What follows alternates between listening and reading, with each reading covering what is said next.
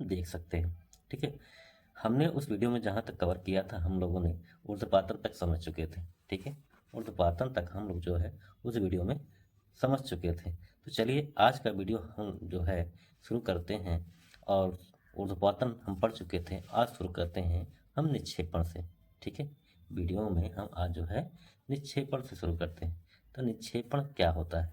ठीक है, निक्षेपण क्या होता है, जैसे कि लिखा गया है, गैस अवस्था से सीधे ठोस अवस्था। मतलब जो पदार्थ की गैस अवस्था होती है, ठीक है, कोई पदार्थ गैस अवस्था में हो और वो सीधे ठोस अवस्था में गैस से द्रव बनता है और उसके बाद ठोस बनता है, लेकिन द्रव बने बिना वो सीधे ठोस में बदल जाए, तो उसी को कहते हैं निक्षेपण। ठीक है, यानी कि गैस अवस्था से ठोस अवस्था में बदलने की प्रक्रिया को क्या कहा जाता है? निक्षेपण कहा जाता है। इसमें उदाहरण के लिए ठोस कार्बन डाइऑक्साइड, जिसको शुष्क बर्फ कहते हैं, ये ऐसा उदाहरण है जो कि सीधा गैस से ठोस में बदल जाता है। ठीक है, समझाते हैं। एक ग्राफ है और जिसमें आपको बताया गया है कि ठोस से द्रव बनेगा और द्रव से गैस बनेगा, गैस से ठोस बनेगा, तो उसे क्या कहेंगे? ठीक है, वह कौन सी प्रक्रिया होती है? कोई भी पदार्थ अगर ठोस है, ठीक है, अब वह द्रव में बदलेगी, तो ये द्रव में बदलने की प्रक्रिया क्या कहा जाता है? संगलन कहा जाता है। ठीक है, अगर वो द्रव में है और वह पदार्थ अगर ठोस में बदल रही है तो उसको क्या कहेंगे? जमना कहते हैं। ठीक है, ऐसे अगर कोई पदार्थ द्रव में है, अगर वह गैस में बदल रही है, ठीक है, उसको क्या कहते हैं? वाष्पीकरण। ठीक है, जैसे पानी है, अगर वो वो वाष्प बदल रही है, ठीक है, तो उसको क्या कहेंगे? वाष्पीकरण। वाष्पीकरण कैसी अवस्था है? गैस अवस्था। ठीक है, अगर कोई भी पदार्थ गैस अवस्था में है, यदि वह द्रव में बदलेगी तो उस प्रक्रिया को क्या कहेंगे? संघनन कहेंगे। ठीक है, यहाँ से देखिए, यदि ठोस पदार्थ अगर गैस में बदल रहा है, ठीक है, ठोस कोई पदार्थ है वह गैस में बदल रहा है, तो उसको क्या कहेंगे? ऊर्ध्वपातन कहें। ठीक है, इसे ठोस से द्रव बनता है तब जाके गैस बनता है। ठीक है, लेकिन अगर डायरेक्ट गैस बन जाए तो ऊर्ध्वपातन कहेंगे। अब गैस से द्रव बनता है तब जाके ठोस बनता है, लेकिन गैस से सीधा ठोस में बन जाए तो उसे कौन सी प्रक्रिया कहेंगे? निक्षेपण कहेंगे। ठीक है, क्या कहेंगे? निक्षेपण कहेंगे। ये तीनों अवस्थाओं में पदार्थ का कैसे रूपांतरण होता है, उस परिवर्तन को कौन सी प्रक्रिया कहेंगे, ये पूरा साइकिल बनाया गया है। ठीक है, अब इस टॉपिक में हम जो है आगे पढ़ने वाले हैं। ठीक है, आगे हम क्या पढ़ने वाले हैं? दाब परिवर्तन का प्रभाव, यानी कि जो हमारा पदार्थ होता है उस पर दाब का क्या प्रभाव पड़ता है। इसके पहले वाले वीडियो में हमने बताया है कि जो पदार्थ होता है उस पर तापमान का क्या प्रभाव पड़ता है, पदार्थ पर तापमान का क्या प्रभाव पड़ता है, लेकिन अब हम जानेंगे जो पदार्थ होता है उस पर दाब का क्या प्रभाव पड़ता है। ठीक है, दाब का क्या प्रभाव पड़ता है। तो जैसे यहाँ हमने लिख रखा है कि पदार्थ के कणों के बीच की दूरी को दाब बढ़ाकर कम किया जा सकता है। जो पदार्थ होते हैं वो कणों से मिलकर बने होते हैं और कणों के बीच में क्या होती है? दूरी होती है। उनको दबा कर क्या करेंगे? उस दूरी को कम कर सकते हैं। ठीक है, दाब बढ़ाएंगे तो दूरी कम होगी और दाब बढ़ाने से पदार्थ गैस अवस्था से द्रव अवस्था और द्रव अवस्था से ठोस अवस्था में परिवर्तित हो जाता है। यहाँ से समझते हैं। ठीक है, जैसे मान लीजिए कोई पदार्थ गैस अवस्था में है और गैस अवस्था में पदार्थ है, तो हम लोग जान चुके हैं कि जो गैस अवस्था के जो पदार्थ के जो कण होते हैं वो बहुत दूर दूर होते हैं। अब दूर दूर होंगे तो इनके बीच में काफ़ी जगह होगी। ठीक है, कणों के बीच में क्या होंगे? इसमें देखिए काफ़ी जगह है। अब इसको आप जब ऊपर से दबाएंगे, ठीक है, इसको जब ऊपर से दबाएंगे तो जगह है तो क्या होंगे? ये सिमटते हुए नीचे चले जाएंगे। ठीक है, सारे कण और एकदम पास पास जब तक आएंगे नहीं तब तक दबते रहेंगे। तो दबाने से क्या होगा? ये कण पास आएंगे। अब पास आएंगे तो पहले दूर थे, अब जब पास आए तो हमने बताया था कि किस ऐसा पदार्थ की अवस्था जिसके कण थोड़ा सा पास आ जाते हैं उसको कौन सा अवस्था कहते हैं? द्रव अवस्था। तब ये क्या बदलेगा? ये द्रव अवस्था में बदल जाएगा, क्योंकि कण जब थोड़ा सा पास आएंगे और पास आने पर वो द्रव में बदल जाता है। भाई द्रव अवस्था हमने पढ़ा था सभी अवस्थाओं में अंतर। ठीक है, ठोस अवस्था, द्रव अवस्था और गैस अवस्था। तो द्रव अवस्था में देखा था कि ठोस में कण बहुत पास पास होते हैं और द्रव में देखा था कि कण बहुत थोड़ा सा ठोस से थोड़ा सा ज़्यादा दूरी पर होते हैं और लेकिन गैस से कम दूरी पर होते हैं। तो यहाँ गैस में ज़्यादा दूरी पर और द्रव में कम दूरी पे है। ठीक है, अब ये द्रव है अवस्था में आ गया, अब इस पर दाब और लगाइए, इसको और दबाइए, तो इसके कारण इतने नज़दीक आ जाएंगे। देखिए जैसे एकदम चिपक जाएंगे, एकदम पास पास आ जाएंगे। अब हमने बताया था कि जिस भी ऐसी पदार्थ की अवस्था जिसके कण एकदम नज़दीक में आ जाए, मतलब पास पास उनके बीच में जगह न रह जाए, ठीक है, उसे कौन सी अवस्था कहेंगे? ठोस अवस्था। तो ये द्रव था, फिर बाद में ठोस बदल गया। तो क्या हुआ? यहाँ दाब बढ़ा रहे हैं, दाब से क्या हो रही? अवस्था बदल रही ना, गैस अवस्था, फिर द्रव अवस्था, फिर क्या हो रही? ठोस अवस्था बदल रही। ठीक है, यानी कि दाबमान न सीधा सीधा कहने का मतलब है कि अगर पदार्थ को अगर उसका दाब बढ़ाते हैं तो उसकी अवस्था भी बदलती है। पदार्थ में क्या परिवर्तन होता है, उसकी अवस्था बदल जाती है पदार्थ की, ठीक है। इसीलिए जो पदार्थ की अवस्था होती है, पदार्थ की जो अवस्थाएं होती हैं, पदार्थ की कितनी अवस्थाएं होती हैं, ठोस अवस्था होती है, द्रव अवस्था होती है, गैस अवस्था होती है, 3 अवस्थाएं होती हैं ना। तो पदार्थ की जो 3 अवस्थाएं होती हैं, ठोस, द्रव और गैस, ठीक है, ये क्या करते हैं, दाब और तापमान द्वारा निर्धारित होती हैं। मतलब ये जो ठोस अवस्था, द्रव अवस्था, गैस अवस्था, ये जितनी भी अवस्थाएं पदार्थ की होती हैं, ये किस पर निर्भर करती हैं, तापमान पर निर्भर करती हैं और दाब पर निर्भर करती हैं। तापमान पर कैसे निर्भर करते हैं इसके पहले पढ़ चुके हैं। जो भी हमारे साथी और मित्र इस वीडियो में नए जो हैं, जो इस वीडियो को देख रहे हैं, उनसे मैं थोड़ा सा निवेदन करूँगा कि इसके पार्ट 1 वीडियो को इस चैप्टर का देख लेंगे तो उसको उनको अच्छे से समझ में आ जाएगा, ठीक है। तो जो भी अवस्थाएं होती हैं किसके, ताप और दाब पर निर्धारित होती हैं। ताप और दाब बदलेंगे तो उसकी अवस्था पदार्थ की बदलती रहेगी, ठीक है। यहाँ पर चित्र के माध्यम से इसी को समझाया गया, ठीक है। ये एक मान लीजिए पिस्टन है, ठीक है, और पिस्टन की मदद से यहाँ पर कुछ पदार्थ के कण यहाँ पर रखे गए हैं, ठीक है। अभी कण दूर दूर है, अब इस पिस्टन की मदद से इस सिलेंडर में भरे गए हैं, इसको दबाएंगे तो क्या होंगे, कण एकदम ये थोड़ा सा पास आएंगे, और ज़्यादा दाब लगाएंगे और ज़्यादा बल लगाएंगे तो थोड़ा और पास आएंगे, एकदम तेज़ी से दबा देंगे तो इतना ही पास आ जाएंगे। तो पहले दूर थे गए, फिर बाद में नज़दीक आए, दबाने पर द्रव हो गए। कण जब दबाएंगे तो क्या होंगे, नज़दीक आए द्रव हो गए, फिर और ज़्यादा दबा दिए एकदम पास आ गए तो क्या होंगे, ठोस हो जाएंगे, ठीक है। तो यहाँ पर पहले वाष्प में था भाई, गैस वाष्प, मान लीजिए पानी है, पानी कैसी अवस्था है, गैस अवस्था है, ठीक है, अरे वो सॉरी वाष्प है, और वाष्प कैसी अवस्था है, गैस है, ठीक है। फिर जब इसको दबाए तो ये द्रव में बदला, द्रव कैसी अवस्था है, ओह सॉरी, फिर ये क्या बदल गया, जल बन गया, और जल कैसी अवस्था है, द्रव, ठीक है। फिर इसको और दबाएं तो फिर बन गया बर्फ, और बर्फ कैसी अवस्था है, ठोस। यहाँ देखा ना कि जो पानी होता है 3 अवस्थाएं होती है उसका, जो है बर्फ में हो जल वाष्प, बर्फ ठोस अवस्था, जल द्रव अवस्था, और वाष्प गैस अवस्था। और इस पर क्या हो, दाब बढ़ाने से इसकी अवस्थाएं बदल रही, नहीं बदल रही, बदल रही हैं ना, ठीक है। वाष्पीकरण क्या होता है, ठीक है, वाष्पीकरण किसे कहते हैं, वाष्पीकरण किसे कहते हैं, क्वथनांक से कम तापमान पर, क्वथनांक पढ़ा था कि जब वह तापमान जिस पे कोई पदार्थ, वह तापमान, वह न्यूनतम तापमान जिसमें कोई पदार्थ क्या होता है, हाँ, कोई पदार्थ क्या होता है, वो द्रव से गैस बदल जाता है, ठीक है, क्या होता है, वो द्रव से गैस बदल जाता है, तो वह तापमान कहलाता है, क्वथनांक कहलाता है। क्वथनांक से कम तापमान पर द्रव के वाष्प में, मतलब आप उसमें कोई तापमान उसका ना बढ़ाइए, टेम्परेचर ना बढ़ाइए, ठीक है, पदार्थ का, और वो द्रव के रूप में रहे और सीधे वाष्प में बदल जाए, ठीक है, द्रव से वो वाष्प में बदल जाए, तो उसी को परिवर्तित होने की प्रक्रिया को, द्रव से वाष्प बदलने की प्रक्रिया को वाष्पीकरण कहते हैं, ठीक है। जैसे आप क्या करते हैं, मान लीजिए एक कटोरी है, इसमें पानी ले लीजिए और इसको घर के थोड़ा सा बाहर रख दीजिए, ठीक है, खुले वातावरण में जहाँ पर थोड़ा सा धूप पड़ती हो, तो धीरे धीरे धीरे क्या होगा, सारा पानी गायब हो जाता है कटोरी से। अब ये पानी गायब कहाँ हो जाता है, भाई पानी कहाँ चला गया, तो जो पानी है उसके कण क्या होते हैं, धीरे धीरे वाष्पीकरण होकर ये गैस, ये पानी था द्रव अवस्था में था, अब ये धीरे धीरे क्या होगा, ये इसके पानी के कण गति करते हैं, और गति करेंगे तो इनमें होगी गतिज ऊर्जा, गतिज ऊर्जा होगी तो ये क्या करेंगे, एक दूसरे के आकर्षण बल को तोड़कर क्या होंगे, दूर दूर चले जाएंगे। अब दूर दूर हो जाएंगे तो ये सारे कण क्या होंगे, वाष्प में बदल जाएंगे, और वाष्प में बदलने के बाद क्या होंगे, हवा के साथ उड़ जाएंगे, सारा कटोरी का पानी क्या होगा, खाली हो जाएगा, आप कहेंगे पानी क्या हो गया, उड़ गया, ठीक है, उसी को वाष्पीकरण कहते हैं, ठीक है। यानी कि जो पानी आपने कटोरी में लिया उसके जो कण है पानी के, वो क्या करते हैं, गति करते हैं, और गति के कारण इनमें होती गतिज ऊर्जा, और गतिज ऊर्जा इतनी ज़्यादा हो जाएगी कि आपस में आकर्षण बल को तोड़कर दूर हो जाएंगे, और दूर जाने के बाद ये क्या होंगे, भाई इनकी अवस्था कैसी हो जाएगी, गैस अवस्था, और गैस अवस्था हवा चलेगी उसी के साथ उड़ते चले जाएंगे सारे का, और धीरे धीरे क्या खाली हो जाएगा ये क्या, और लगेगा कि इस पानी से यहाँ से कटोरी से पानी उड़ गया, नहीं वाष्प में बदल जाता है, ठीक है। वाष्पीकरण जो होता है उसको प्रभावित करने वाले कारक कौन कौन से थे, ये जो वाष्पीकरण हुआ इसको कौन कौन से कारक प्रभावित करते हैं। पहला कारक होता है सतह क्षेत्र बढ़ने पर वाष्पीकरण की प्रक्रिया की दर बढ़ती है, ठीक है। सतह क्षेत्र का मतलब क्या है, जैसे कटोरी है, अब इसको अगर बड़ा सा अगर आप जो है बर्तन ले लीजिए तो उसमें बहुत जल्दी जो है पानी सूखता है, ठीक है। बड़े से बर्तन में आप पानी ले, मतलब कटोरी है, थाली में देख लीजिए, थाली का पानी जल्दी उड़ जाएगा, ठीक है। कपड़ा आप जो है भिगा कर उसको इकट्ठा ऐसे रख दीजिए, ना फैलाइए, तो जल्दी नहीं सूखता।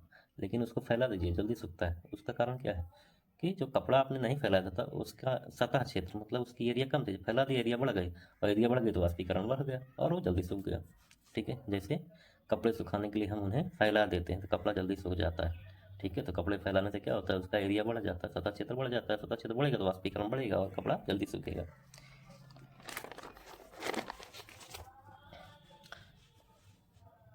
अगला जो कारक होता है तापमान में वृद्धि। ठीक है, मतलब तापमान में बढ़ेगा, तापमान में अगर वृद्धि होगी तो वाष्पीकरण भी बढ़ेगा। तापमान में वृद्धि होगी तो वाष्पीकरण की प्रक्रिया भी क्या होगी, बढ़ेगी। तापमान बढ़ने पर अधिक कणों की पर्याप्त गतिज ऊर्जा मिलती है जिससे वे वाष्पीकृत हो जाते हैं। हमने पढ़ा था पदार्थों के कणों के गुण के बारे में, उसमें ये बताया गया था कि जब कण को तापमान प्रदान करेंगे, उसको ऊष्मा प्रदान करेंगे, गर्मी प्रदान करेंगे, तो उनके भी कण की गतिज ऊर्जा बढ़ जाएगी। गतिज ऊर्जा बढ़ जाएगी तो तेजी से गति करेंगे, और तेजी से गति करेंगे तो अपने बीच का आकर्षण बल क्या है, तोड़कर दूर दूर चले जाएंगे, और दूर चले जाएंगे तो क्या होगा, वाष्पीकृत हो जाएगा, वाष्प बदल जाएगा। ठीक है, और वाष्प क्यों, कैसे बढ़ रहा, तापमान बढ़ा तब ना बढ़ा, तापमान बढ़ा तो वाष्पीकरण प्रक्रिया क्या है, तेज हो गई। वैसे भी गर्मी में ज़्यादा घाम होता है तो क्या कपड़े जल्दी सूखते हैं। ठीक, आर्द्रता में कमी से वाष्पीकरण में भी कमी आती है। सॉरी, आर्द्रता आर्द्रता में कमी से वाष्पीकरण में कमी, यानी आर्द्रता बढ़ेगी तो वाष्पीकरण कम होगा।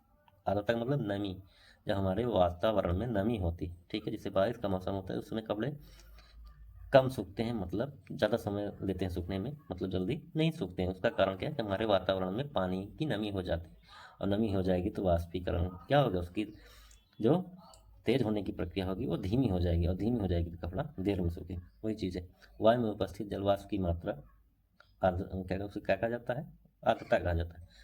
अब जब जलवाष्प बढ़ जाएगा हमारे हवा में, वायुमंडल में, तो वाष्पीकरण क्या होगा, घट जाएगी। जब पहले से पानी वायुमंडल में, वातावरण मौजूद है हवा में, तो कितना पानी वो वाष्प में बदलेगा, तो पहले से मौजूद है तो कहाँ से वो क्या करेगा, उस वाष्पीकरण की दर घट जाती है। ठीक है, वायु की गति में वृद्धि। ठीक है, वायु की गति जब वृद्धि होगी तो वाष्पीकरण भी तेज होगा। ठीक है, वायु में गति तेज, वायु के तेज होने से जलवाष्प के कण वायु के साथ उड़ जाते हैं, जिससे आसपास के जलवाष्प की मात्रा घट जाती है, वाष्पीकरण की दर बढ़ जाती है, हवा में कपड़े जल्दी सूख जाते हैं। जब हवा तेज चलती है तो उसमें हमने कपड़े उपड़े जल्दी सूख जाते हैं। ठीक है, कहते हैं कभी कभी क्या होता है कपड़ा नहीं सूखता, कहते हैं पंखा चला दो कपड़ा जल्दी सूख जाए। उसका कारण क्या है कि जब हम हवा चलाते हैं, यानी जब हवा चलती है तो उसके साथ जो वाष्पिक द्रव के जो कण होंगे, पानी के जो कण होंगे उसके साथ उड़ जाते हैं, और उड़ेंगे तो वाष्प में जल्दी बदलेंगे। ठीक है, और वाष्प में जल्दी बदल देंगे तो कपड़ा जल्दी सूखेगा।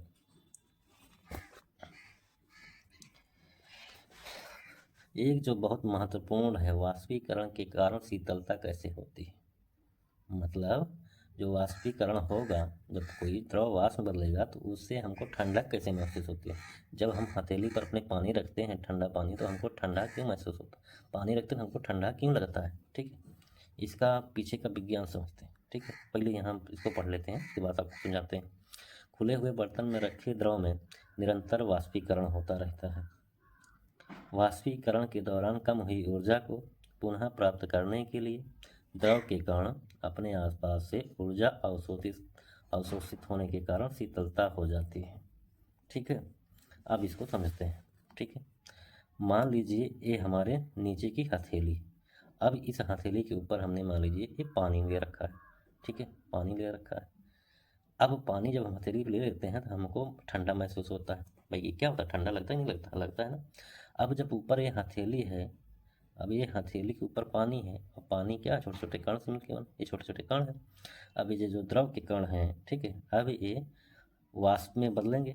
ठीक है, और वाष्प में क्यों बदलते हैं, क्योंकि इनके कणों के बीच क्या होती है, गति होती है, और गति के कारण क्या करेंगे, इनमें गतिज ऊर्जा उत्पन्न होगी। अब ये गति करते रहेंगे, गति करते रहेंगे, लेकिन एक समय आएगी कि इनके गति करने से इनमें ऊर्जा भी खत्म होगी, इन कणों की ऊर्जा कम होती जाती है। अब ऊर्जा कम हो जाती है तो इनको फिर चाहिए गति करने के लिए ऊर्जा, फिर इनको चाहिए, इन कणों को ऊर्जा चाहिए। अब ये ऊर्जा क्या करेंगे, अपने आसपास से वो ऊर्जा प्राप्त करेंगे। तो इनके आसपास हमारा पहले हाथ ही है, तो हमारे हाथ की ऊष्मा ये की ऊर्जा ये ले लेंगे, ये पानी के कण, अब जो हमारे हाथ की ऊष्मा ये ले लिए, अब जब हमारे हाथ के गर्मी जब इनमें ट्रांसफ़र हो गई तो हमको क्या मिला, ठंडा महसूस हुआ। ठीक है, हमको क्या महसूस होगा, ठंडा। ठीक है, इसीलिए वाष्पीकरण से क्या होता है, हमको शीतलता महसूस होती है, यानी कि ठंडक महसूस होती है। उसका कारण क्या है, जब ये वाष्पीकरण होते हैं तो ये इनके पदार्थों के कणों के बीच में गति होती है, गति होने से इनकी ऊर्जा खत्म होती है, और जब ऊर्जा खत्म होगी तो ये ऊर्जा फिर दोबारा लेने के लिए ये हम कोई भी इनके आसपास जो भी होगा, हाथ होगा या कोई भी चीज़ होगा, ठीक है, जहाँ भी होगा उससे ऊर्जा लेंगे। अब उसकी ऊर्जा या ऊष्मा ले लेंगे तो उसको क्या मिलेगी, उसकी ऊष्मा जब निकल जाएगी तो उसको ठंडी लगने लगेगी। ठीक है, इसलिए हमको ठंडी महसूस होने लगती है। ठीक है, वाष्पीकरण के दौरान गर्मियों में हम सूती कपड़े क्यों पहनते हैं, गर्मियों में हम सूती कपड़े क्यों पहनते हैं, क्यों पहनने चाहिए। ठीक है, वाष्पीकरण के दौरान द्रव की सतह के कण हमारे शरीर या आसपास से ऊर्जा प्राप्त करके वाष्प में बदल जाते हैं।